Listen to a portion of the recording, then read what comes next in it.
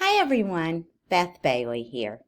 I want to take some time to kind of talk about what yoga is as a system. Many aren't familiar with authentic versions of yoga. When we see yoga, we think, oh, look how flexible those people are. Look how strong they are. Wow, look what they can do. That routine is choreographed and the class is fun. I'm sweating a lot because they have the heat turned up. Maybe one day I'll be able to do that headstand.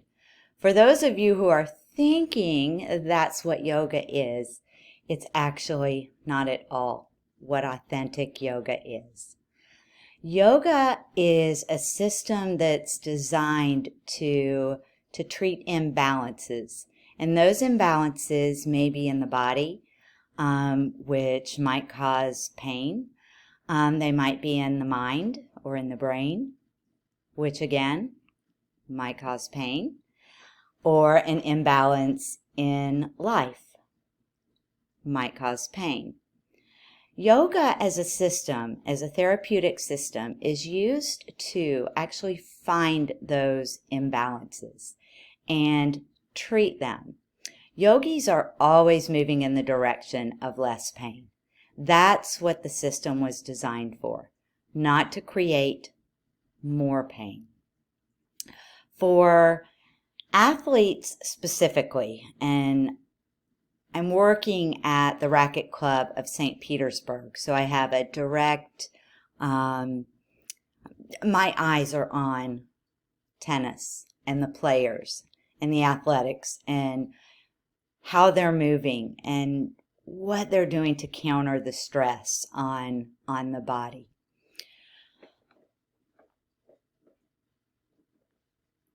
What yoga will do for the body, as far as an athlete's body, and let's just take that a bit further to using tennis as an example, and it could be running or anything endurance where you're up and down and coming down on those feet. Every time that you're running or you're shuffling across the court or jumping around, you're compressing the body, specifically the spine, the joints, everything is crunching together. So to counter that, you absolutely need stretching. Stretching will start to create space between those vertebrae that are collapsing regularly due to the sport. Though the sport might have a big impact on that lower back pain or that knee pain or that pain in the headspace, the yips, or those mental blocks that stop you from performing at your best. Stretching the body, stretching the brain is going to allow you to perform better.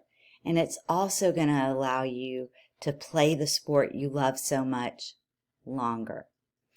Now, my field research has taken me to the courts and my desire to play.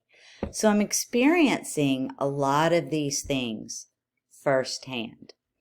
I started playing tennis and I knew, got to stretch right before tennis.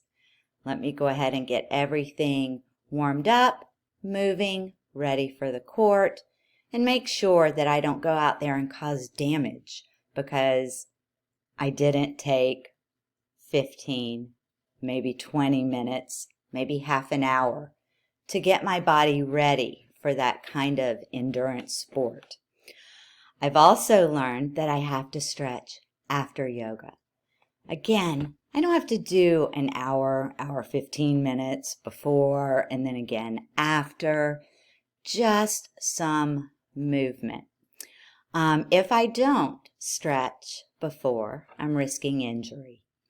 If I don't stretch after, I found that the following day, my body is really tight. It feels compressed.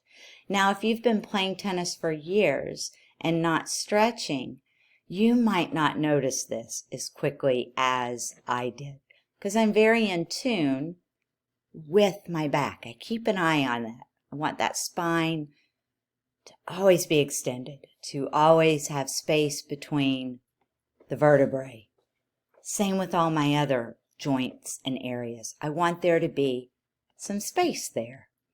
So finding how tight I was the following day was really significant. Now I've brought stretching into my post play.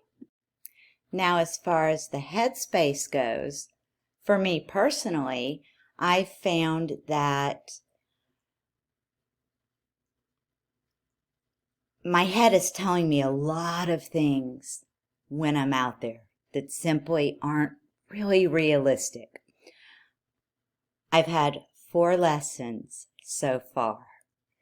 I found that when I'm in a group, at times my teeth are gritted, I'm holding my breath, my body's tightening up, holding the racket, I'm like nervous, anxious. I'm a beginner, and I'm using those traits that I've carried for quite a while, the perfectionism or the overdoing, and I'm wanting to just be a really good tennis player really quickly, and I want to be relaxed. Now, it's going to take time for me to become a good tennis player. I can't expect to be out there winning matches when I've had 4 lessons. But how can I use yoga to kind of scale down those things that are inhibiting my performance out there, such as relaxing? Meaning I need to be more relaxed out there. Not that relaxation is a problem out there. If my body's tense and my teeth are gritted and my head space is all out of whack, I need to find ways on the court to calm that down so I can play my best today. So bringing awareness to those mental blocks that are already surfacing at 4 lessons, if I don't start to work on those right now, they're probably going to just progress and continue to increase. And as they increase, when that headspace is so filled with the junk, what happens with my body on the court? I'm not really watching what I'm doing. I'm not really focusing on the opponent. Therefore, I also become more susceptible to injury. So back to yoga. Yoga helps to teach us awareness, to be present in the moment. It gives us tools to use to counter all of those things, whether it's pain in the knee, whether it's perfectionism in the mind, those drivers that can easily start to pile up on one another become ginormous. Now, this doesn't mean that if you're 40, 50, 60, 90 years old, you can't start a yoga practice. You absolutely can. There's no such thing as a beginner or advanced in yoga. Our bodies are constantly changing, and we need different practices for different areas, whether it's sports, whether it's studying, whether it's navigating a relationship. We have a toolbox with all of the things that we need. So dispel that notion of beginner or advanced and simply try it as a system and see if it helps you balance out your life.